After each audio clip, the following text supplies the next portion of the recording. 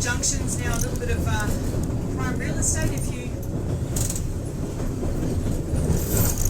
maybe consider it that way. It's the old railway station that they've done up with heritage, and there's immerse off to the left. And it's a classic pub with no beer. It's definitely a BYO.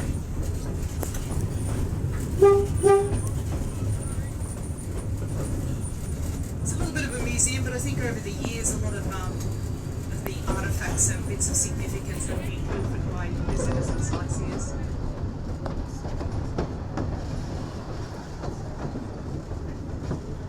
Junction's been known also as Lapa because it's a duplicated word in Aboriginal languages. It means that it's very, so Lapa is an Indigenous word for rocky, so it's very rocky.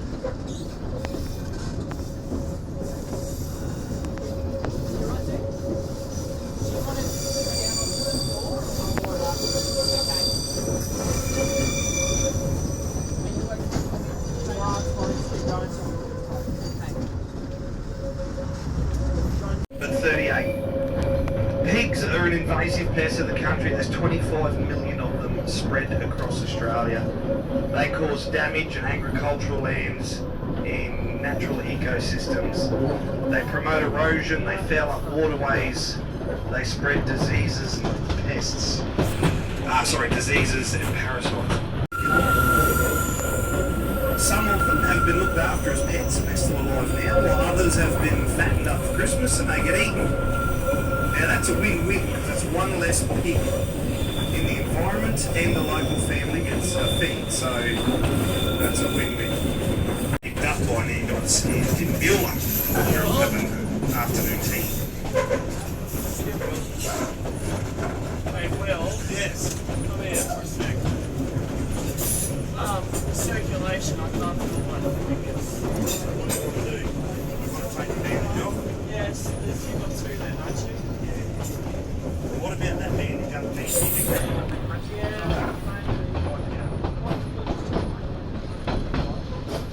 Where's the phone booth right next to the railway station?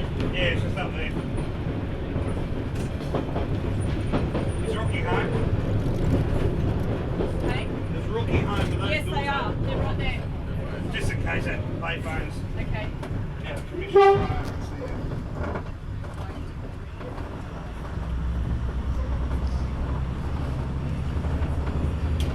Oh, I'll be about 2 seconds.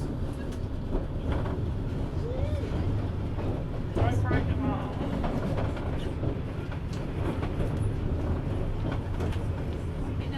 And Will, Yeah. if you get in touch with the paramedics, Yep. they ask what my pain level is, it's like an 8 to a 9. Okay. But a man's 8 to a 9 is different to a woman's 8. Yeah, I know, but still.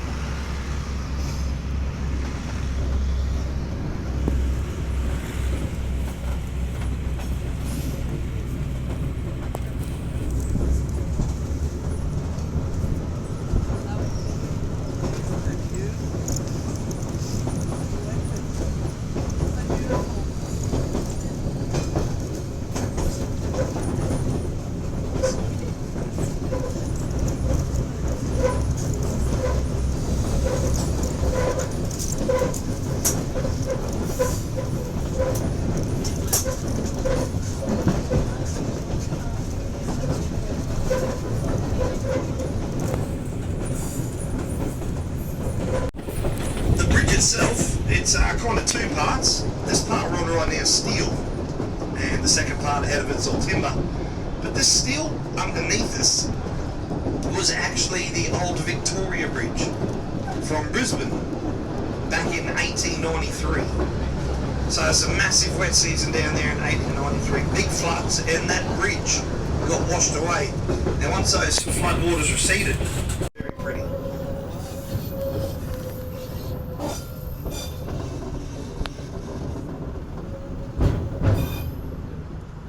Does have a small population of Mareeba rock wallabies living in it. Usually on very cool days, they might come out and bask in the sun.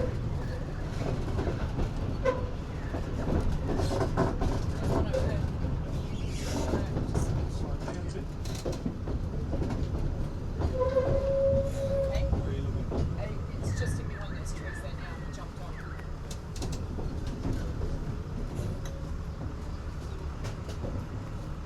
You're right behind that big gun, whatever it is now, the silver. Yeah.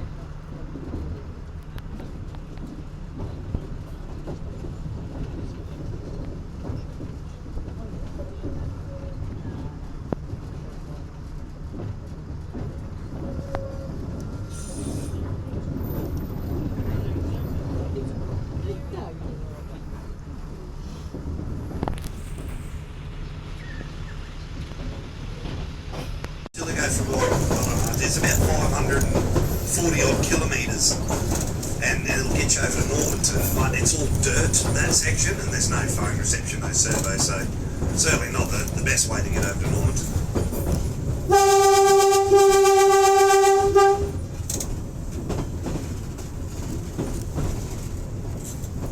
Unclear?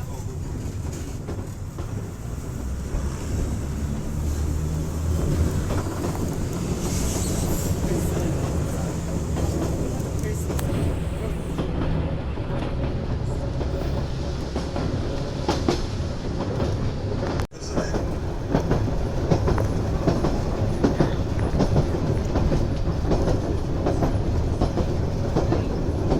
Up on the hill here, out on the right-hand side, you might just see a bit of a darker plant, darker green plant being grown out there. That's leptospermum, so a tea tree, an Aussie native. And they'll let that get to about 1.5 metres high. They run like this big slasher over it, collect all those clippings, and then they lower it into these great big green pressure cookers. They boil it all up to get tea tree oil. Out on the left, you can actually see part of the irrigation channel there, that little concrete kind of gutter with the water in it. We cross over it right here. You see it go out to the right-hand side.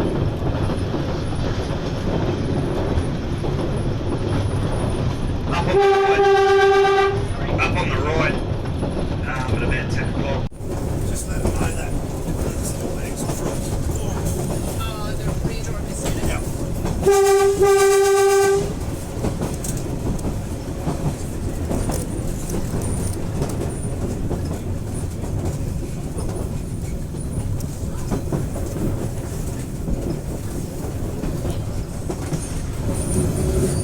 when we pull up, there'll be a ramp to get off.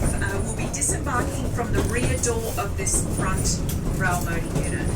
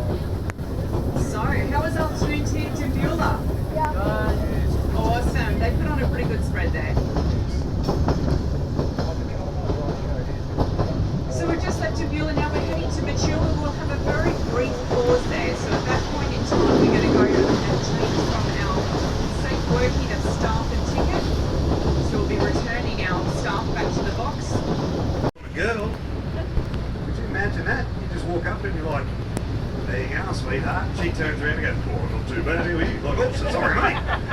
Bloody hell. So that's the dance, you know, the male client has to get around. If he finds someone he's interested in, he'll check her out, and he's not too sure if she's a girl or not, so he opens up the wings, start to flap them a bit, honk, and pick up sticks off the tree.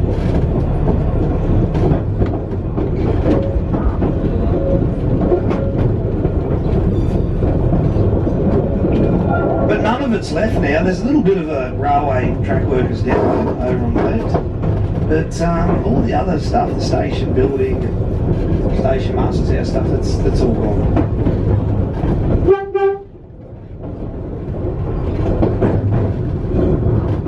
The Mareeba Station is lame in my opinion. It's horrible. Young Eamon up here next to me, he just said in his opinion the Mareeba Station is lame. You're right, Eamon. But you've got to say, it's nice how it's decorated with all the broken glass that reflects the sunlight brilliantly. Plastic bags is good. It's a real shame, it upsets me, because you know how the further west we go, get into these really remote communities, and they look after their stations. They take pride in it. Like you look at Mount Surprise Station this morning, that grass, like, played bowls on it. But then you come here to Mareeba, I mean, they've got a mine of 10 straight across the road. Get a whippersnipper and clean it up. Well, It says a lot that I think last year I came here after Harrison. Yeah. And first of all, we saw the station. It was in such a sad state, we didn't even know how to get into the station. Yeah. And afterwards, later, my grand... That's alright. And afterwards, like a couple months after, my granddad saw the station was completely gone. Yeah. It's just that unnoticeable. Yeah. Well, we tell people, like, there's people saying, oh, can we join the train at Mareeba? Yeah. They say, where's the station? We can't tell them there. And a lot of people get confused and don't know where to go and what to do. I don't even have a chair there for someone to sit. After that, we'll come up and cross over the Burke Development Road for one last time.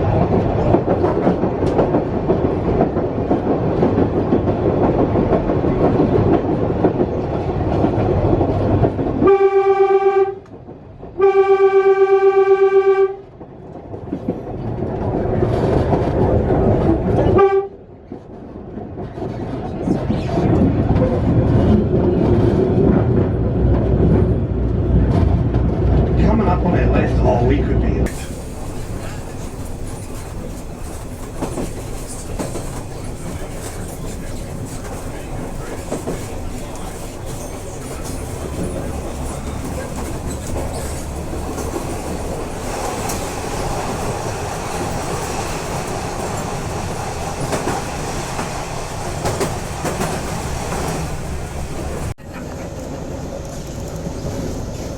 Will up here tells me what it means. There's at the station, it's all old school. We don't have any colour light signals or anything like that tells us to get in and out. It's got a station master, it's got semaphore signals, it's got pulleys and levers and wires. The only station like this that's left in Queensland. It's used every day.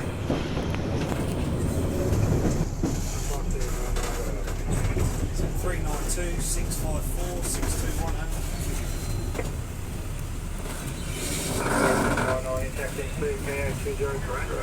That's correct,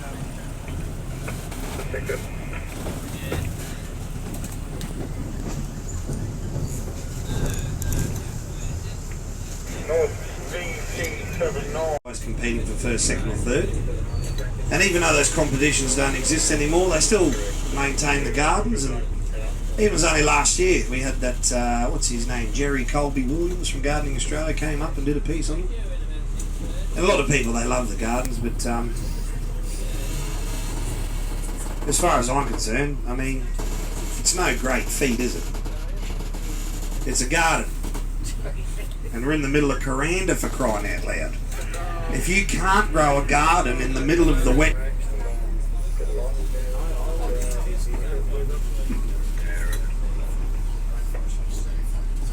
North Control, 5699 startup service.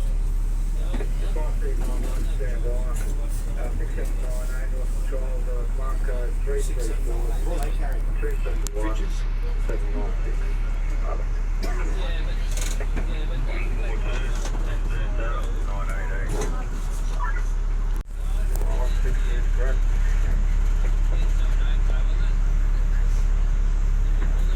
Control VC79 over.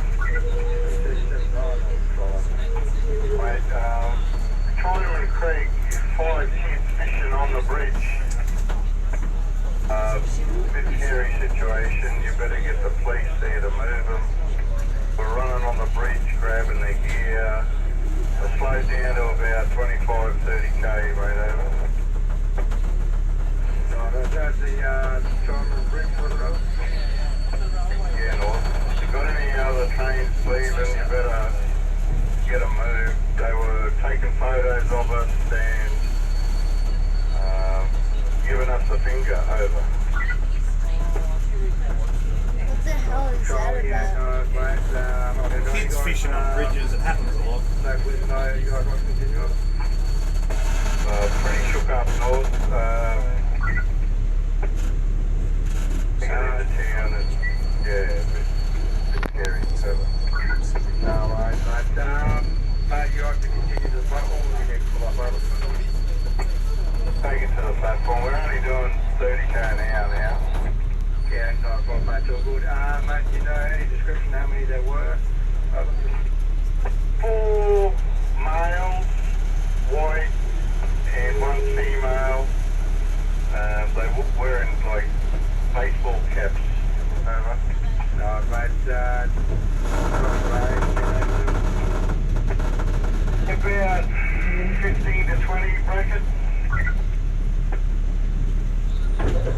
No problem, mate. Have a bit of place out how to deal with that. If you like contemplate, you can pull up whatever, let us know.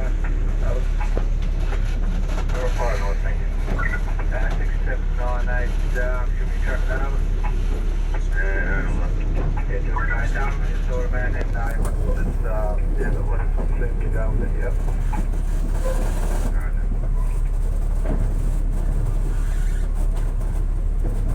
North Control, 5699, start, over. 5299, stand by. So we've got to stand by. We've been told to stand by because the tilt train drivers were trying to leave Cairns, and apparently there was kids fishing on the bridge, and one of the kids gave the driver the finger. Now the driver's upset about it. On Facebook everywhere, and a lot of people are like, oh, I can't wait to see that when I travel on the Savannahlander in June. But when you get here, the wet season's well and truly over, and it looks like someone's draped the hose over the top. That's about it. It's still lovely, but it's just not, yeah, amazing.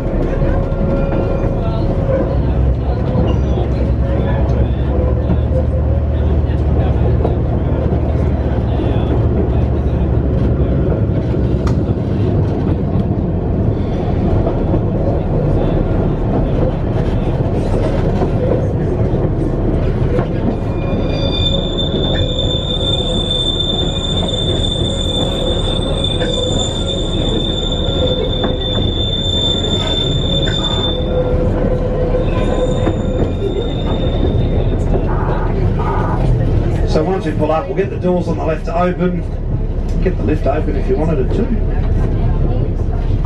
Have a look. Once we got our little shop set up, we'll yell out. After we start packing that up, we'll do a group photo and then we'll get moving down the range.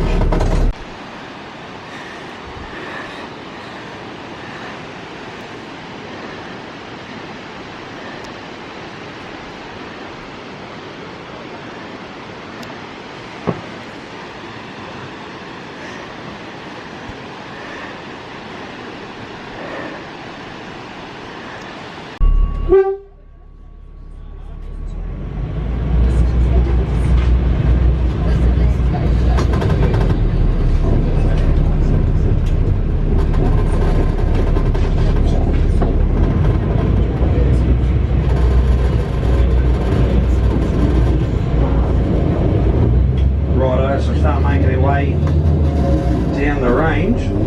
Now that photo, look, once I get home tonight, probably while I'm sitting on the toilet, because that's what everyone does, that's when they get on their phones, I'll put that photo up as a cover photo for Savannahlander. And you can just click on it, you can download it from there, but if you don't do Facebook and you want that photo, just send me an email, will@savannahlander.com.au. Send me an email, just say that you want that photo, but just make sure you put today's date down, because sometimes I get passengers email me like 2 or 3 weeks later, I sent them the wrong photo. So just put today's date, that's all, I can send that to you straight away.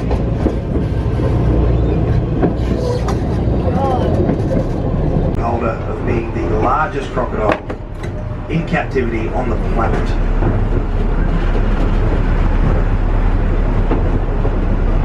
Is 5.48 metres. Doesn't sound that big, because when you're talking about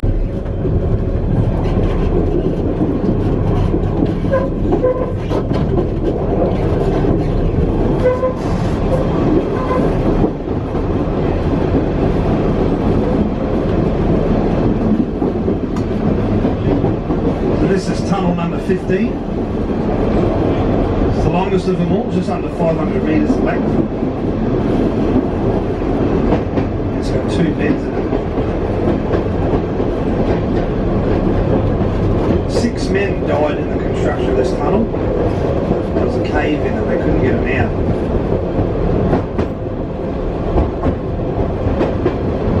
The Jabberguy people believe it's because they've upset the mountain happen.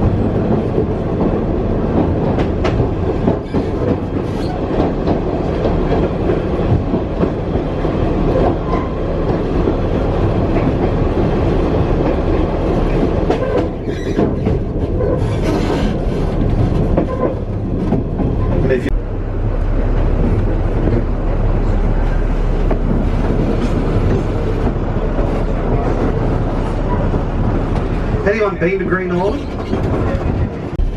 Eats cows like jelly beans, like there always something will be one, but whenever Guinness Book of Records turns up, all of a sudden a crocodile shrunk in the wash. It's not quite as big as what they claimed it to be. So with Cassius, he is verified, 5.48 metres long. When you see him, you're like, wow, that's a big animal. North Control, 5C99 through Stony Creek, 1754.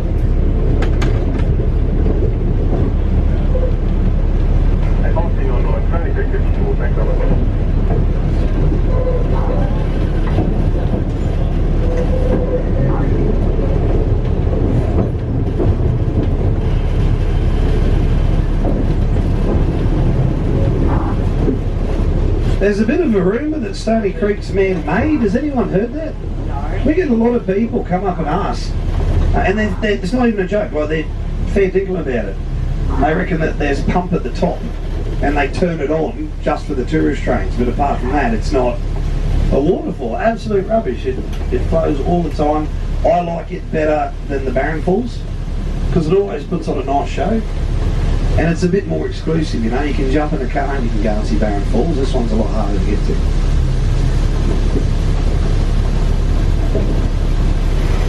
In Glacier Rock, up there on our left-hand side, that light-coloured rock that you can see coming through the rainforest. There's a walking track up there. I did it once. It was a stupid thing to do. It was beautiful up there, but I sat up there for ages thinking, I've got to get down. But yeah, it's a beautiful spot.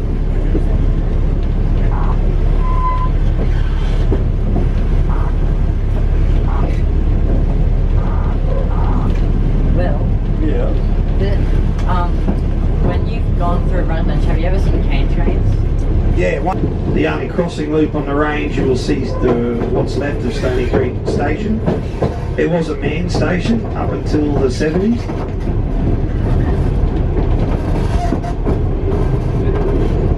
But as they were building the railway and they're getting further and further away from the bottom, it didn't make sense to go back down at the end of every day. So these little trackside tent towns popped up.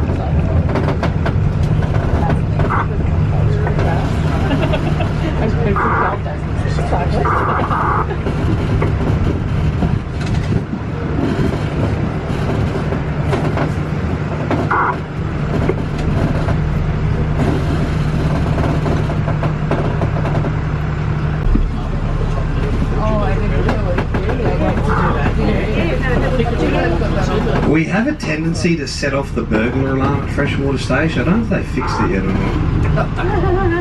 We'll find out shortly.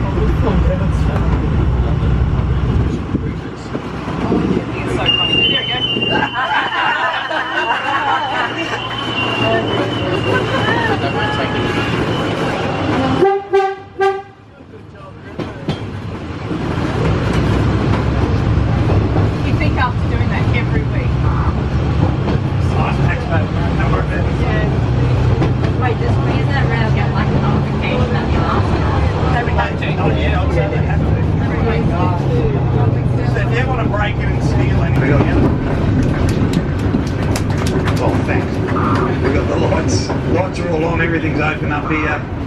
If you need taxis, there's some glass doors. If you go through the glass doors and you go straight through the car park, straight through the shopping centre, there's a taxi rank on the other side of that. Otherwise, you can ring one up and see if they'll come and pick you up here. We got 2 different lots of luggage, so yeah, please just be patient. We'll open up one, get all that out, and get the other one. Any other last questions or queries? Just let us know. We'll help you.